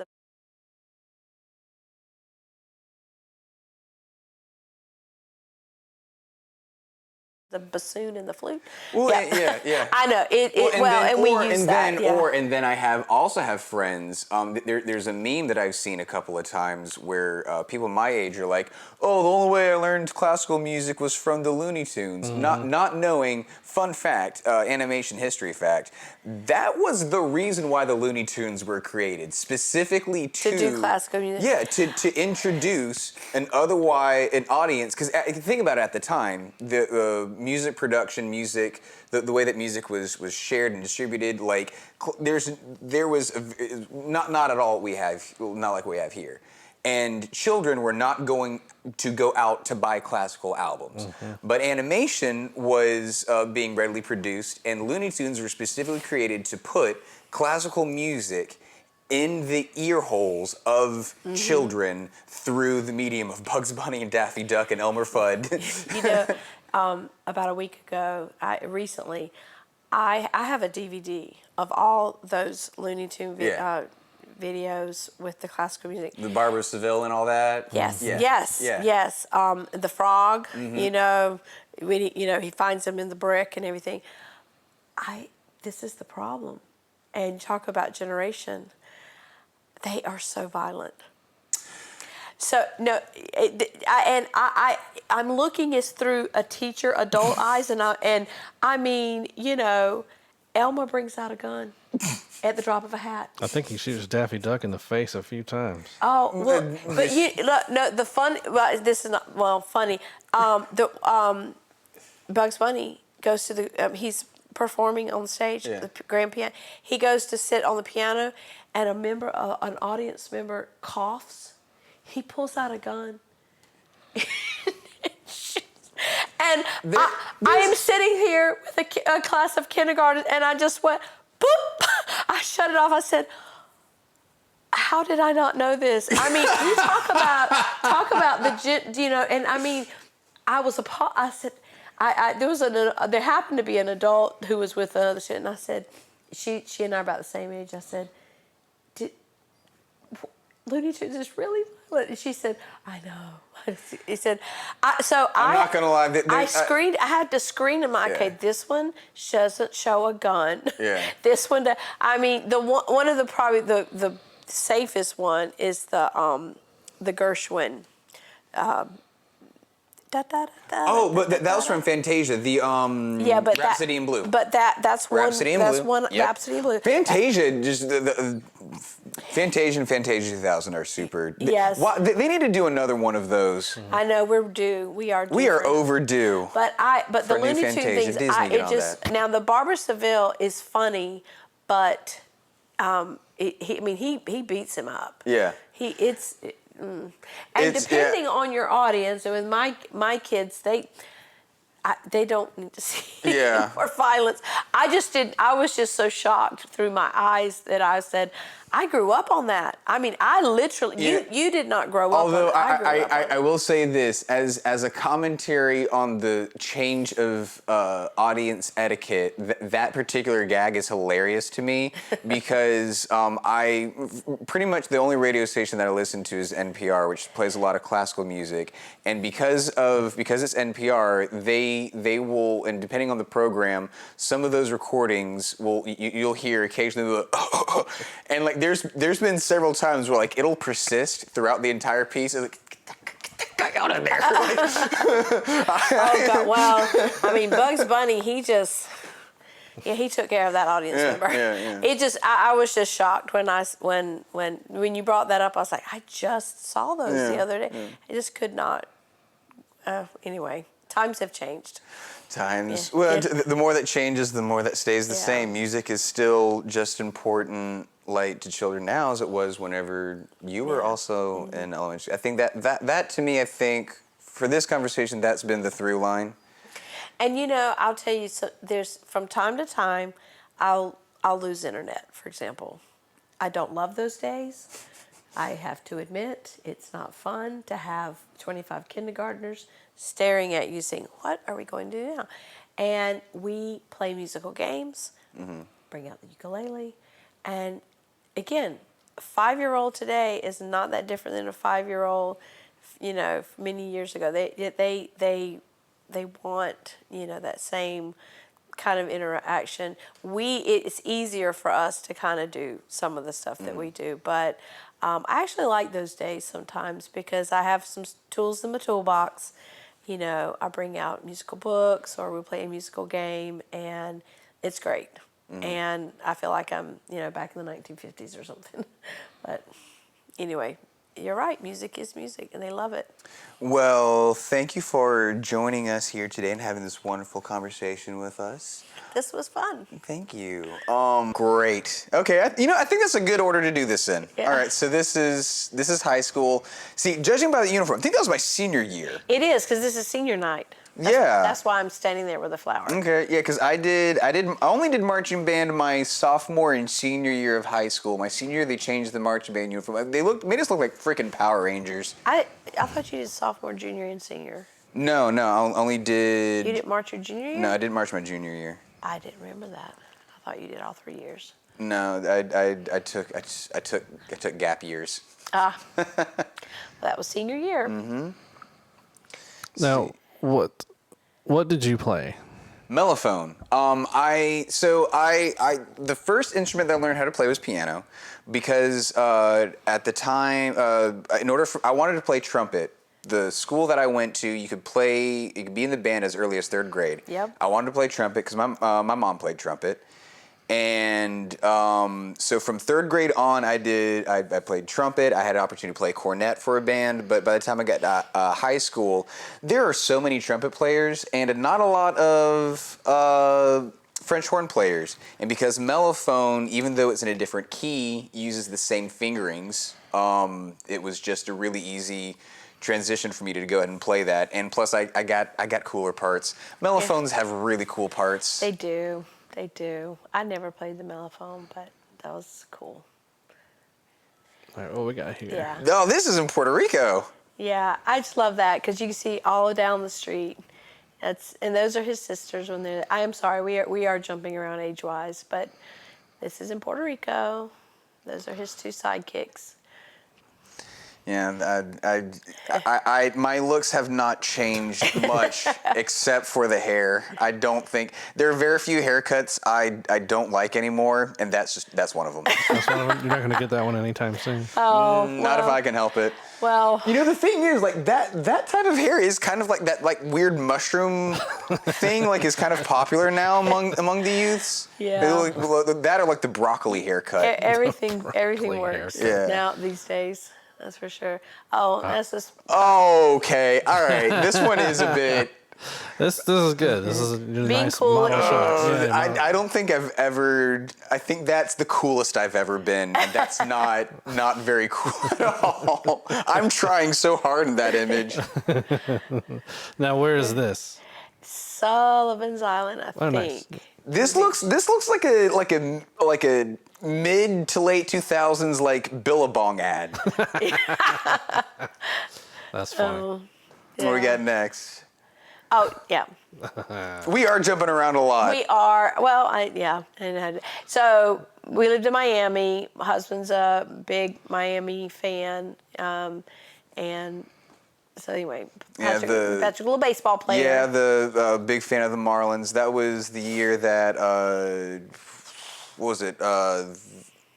Oh, please don't ask me a No. question. It was Marlins won the World Series in '96 with Gary Sheffield and Maybe. Bobby Bonilla. Maybe. I See, think that's. You would need Marielle here to answer those questions. I do not know. The comments will definitely answer the question. Yes. Yep. I just know that my little fella was playing baseball, and I went to see him. It's also a very flattering color Nice. for me. Yeah. So. Oh, this is one of my yeah. favorites. This was when I went to Space Camp. Space Camp. Yep. Yeah. That was huge. Patrick was, which is funny, we were in your Nassau shirt today. I know. He went to Space Camp in the 6th grade, and when we drove away from Florida it dropped him off, I cried for about 3 hours on the road. I did not. I was going to eat space ice cream. He got a scholarship. And we were living in Puerto Rico, and he got a scholarship to go to the space camp. And then when we got back at the end, you won an award for that week. They gave like something, and I mean, yeah. There was some sort of superlative, I can't remember. That, I think, is a model of the interior of a Mercury 1 capsule. But this is at Canaveral? Yeah. I did the legit space camp, not the Alabama one.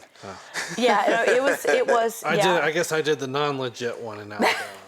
But It's good. But So they have an SR-71 like sitting out front. okay, that was pretty dope. But I got really, really lucky. I happened to go to space camp at the same time where there was actually a shuttle launch. There was. And so I got to see a shuttle launch live down in Cape Canaveral. It was Oh wow. Yeah.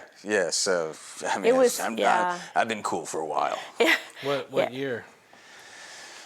So you've getting ready to go into the 6th grade. So, you had just finished 5th grade. So how old are you there? So That would have been 2001 or something. You know what? I want to say it was summer. No. Summer 2000. Because summer 2001 we went to New York. That's true. Because then September 11th happened. Right. Yeah, when it Yes, was like yes. 2000. We were there right before that. Yeah. But yeah, you had a great time. It was, yeah. I did. I cried the whole way driving up to South Carolina. We left you there. But anyway. I think 2002, if my memory serves, was when the Columbia disaster happened, and they didn't launch anymore after that. Yeah. So it would have been 2000. I'm pretty sure. Yeah. Okay. It was, anyway, you had a great time. And I sure you did. got the T-shirt to prove it. I got to go when I went to the Huntsville when it was '94, and they had just released the the training capsules for the International Space Station. Oh, yeah, They yeah. hadn't even put any up yet. Yeah. And so we got to see that. And it was,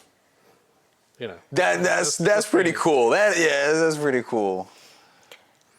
Oh, so yes. Oh my goodness. So John Meléndez, that's my uncle that I've told you guys about, who is the very, very prolific artist. That is, and of course because I share the first name with him, of course there's me posing with John by John Meléndez's house. He has a plaque. He had a plaque at his residence because of he was such an influential folk artist. I believe I haven't been back to check, but at one point there were several art museums that still had several of his diorama pieces that he had created. Yeah.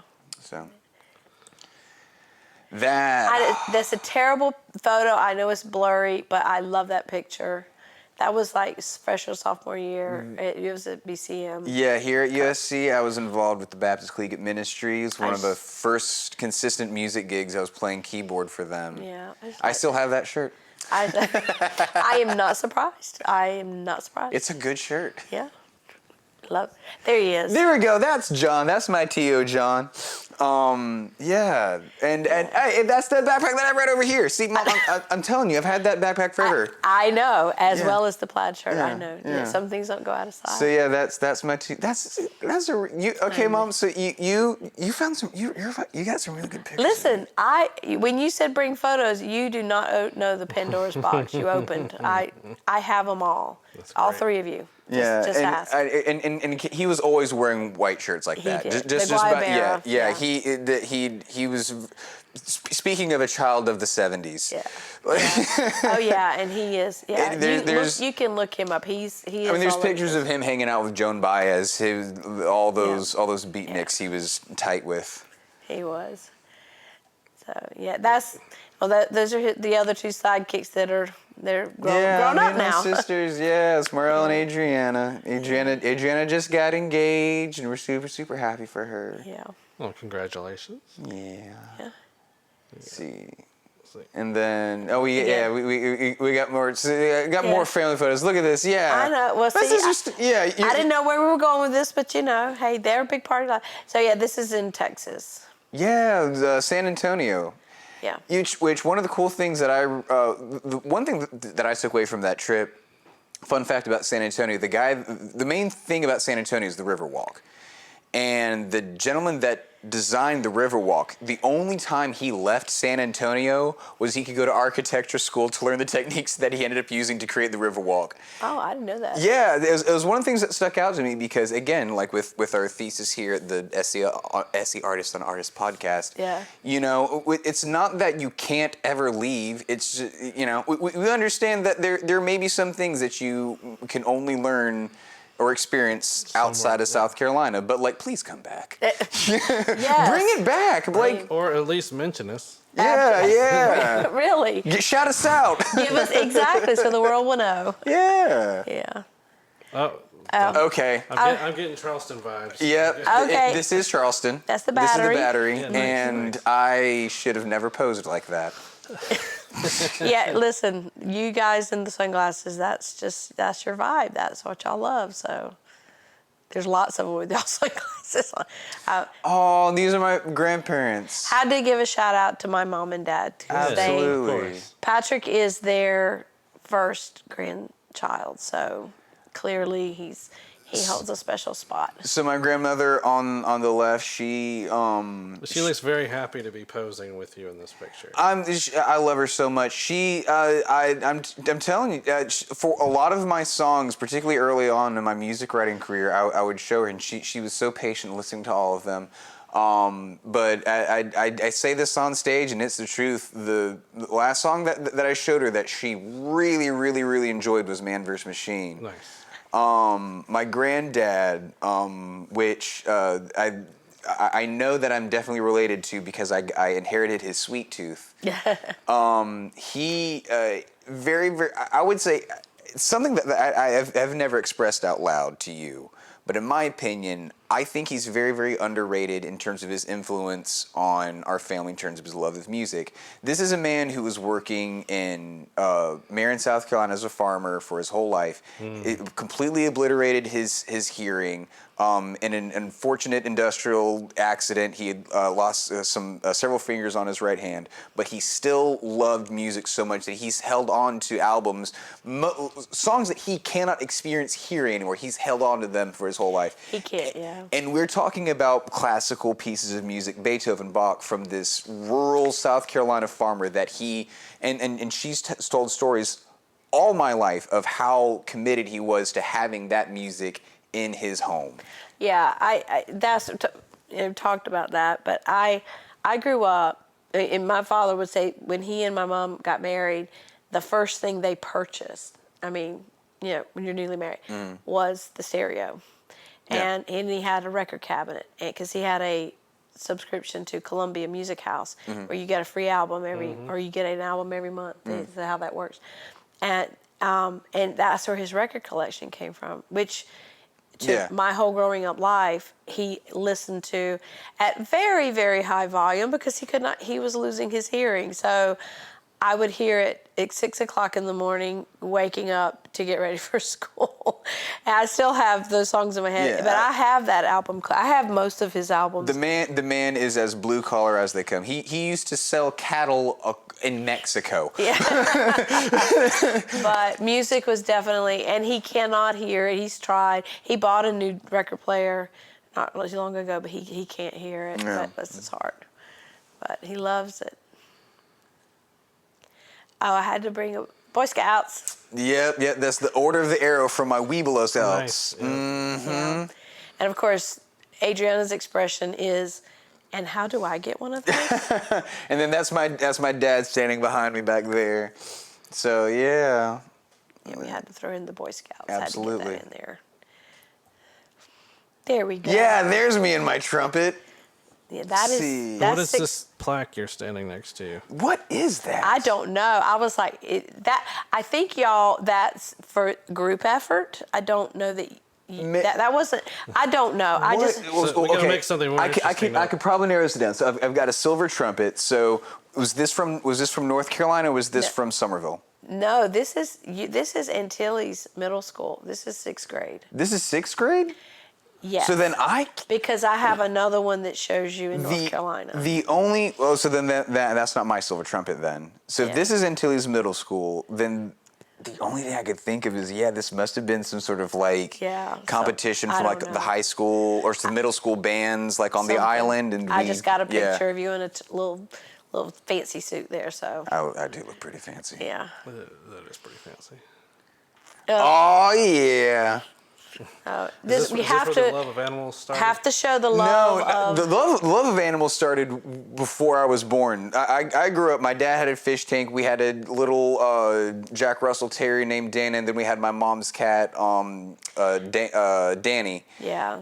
This was my first bearded dragon. This was not my first reptile. Yeah. But that was my first bearded dragon. I don't have a picture with you with the iguanas. I have videos. I don't have a picture, though. Yeah, the first lizards that I had were iguanas, and as a kid, I was in way over my head. I think we all were in way over our head whenever I got those iguanas. You and your dad were. I had nothing to do with them. That was probably the smartest thing. There's lots and lots of boxes. Yep. Okay, so you can see me here. I'm smack down in the middle. I'm rocking the guitar. I'm trying to do my best Elvis impersonation. Yep, because Elvis famously served in the army. Well, that was a musical called Operation Christmas Child, which is put on by Samaritan's Purse still today, and where they collect boxes at Christmas and send around all over the world. And they created the musical Operation Christmas Child, and I got to direct the whole show in Puerto Rico, and I was determined to have all live music. I don't know if you remember that. I did not want to use the recording. So I had saxophone player, a pianist, I had all live music. Well, to be fair, that church had a really deep pool of musical talent. But we pulled it out. It was great. And that guitar that is the first guitar I played. It's a little 4-string tenor guitar, and you were kind of acting to the music, but it was still. But you got to sing. You had to sing it. I had a solo. You had to sing it with that Elvis. With that Elvis, as good of an Elvis impression a fifth grader could possibly do. It was good though. We all wore army fatigues and white t-shirt, and that was fun. That was a lot of fun. Oh, here we go. There we go. That's New York. Yeah, the Museum of Natural History. Yeah, gosh, man. Love those dinosaurs. I do love dinosaurs.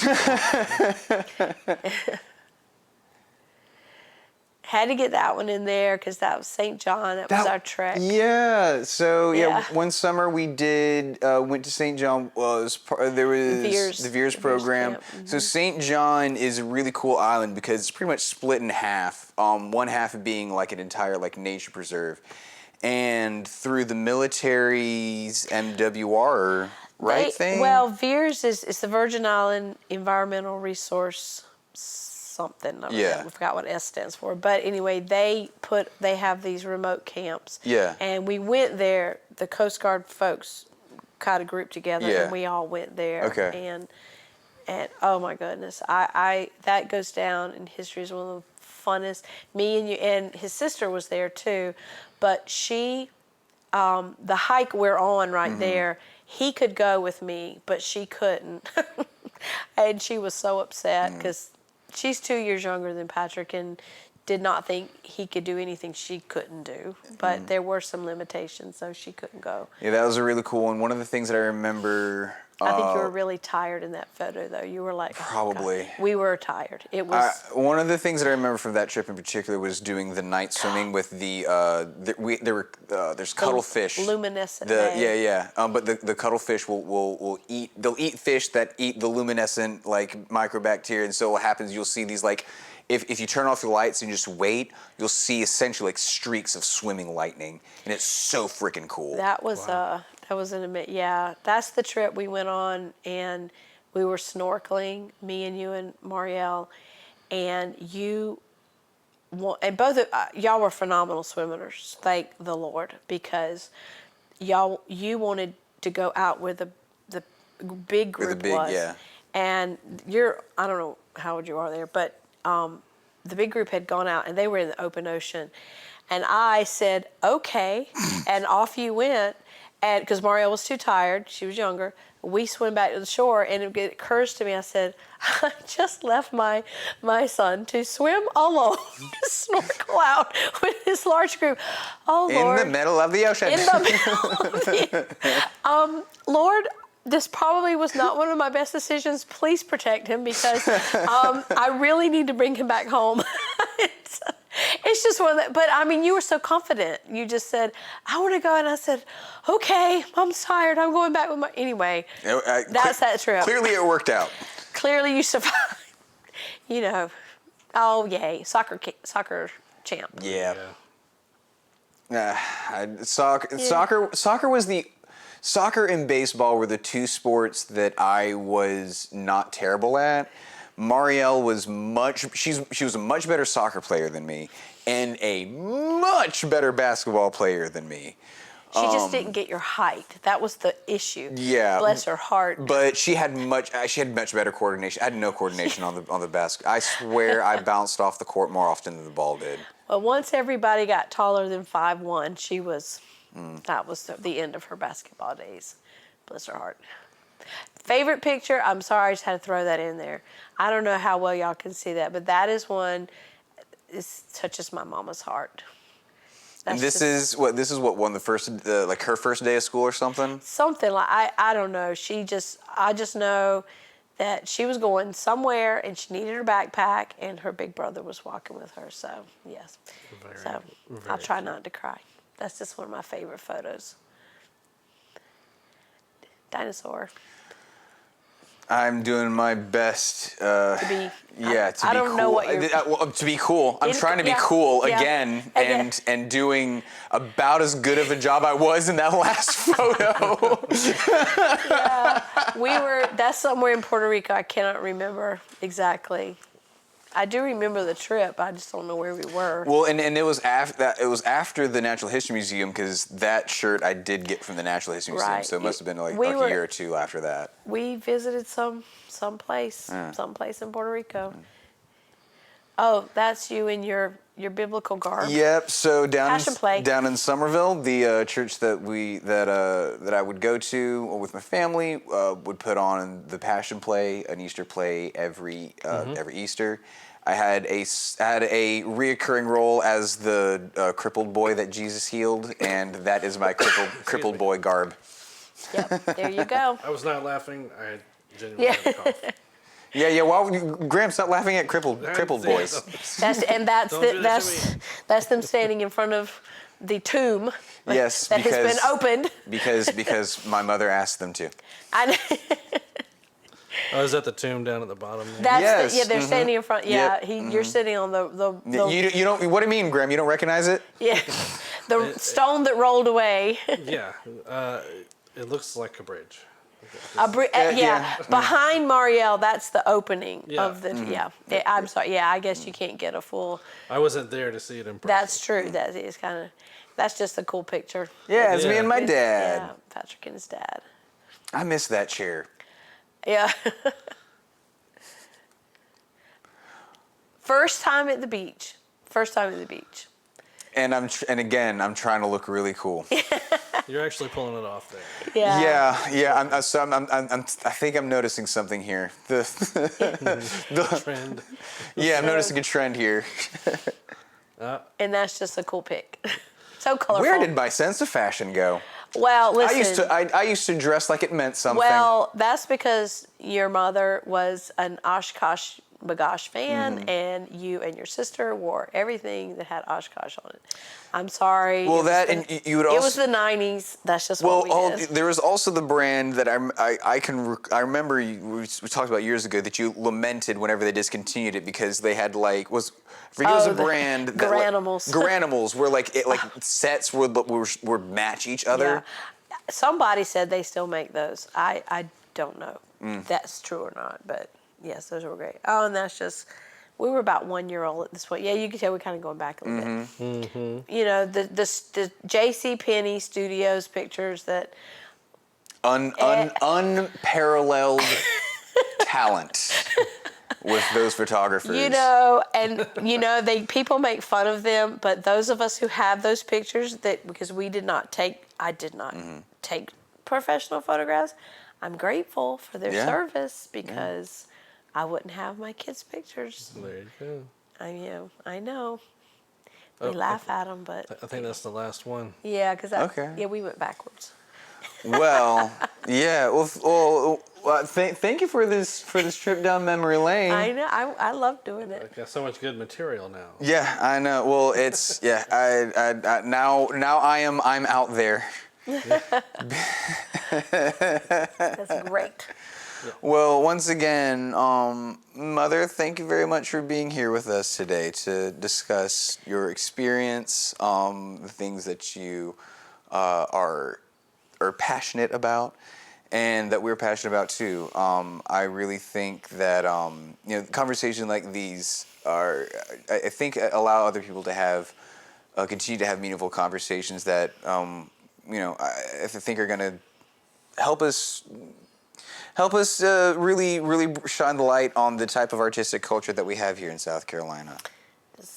Because it starts with the kids. Yeah. It starts with the children. Don't stop believing.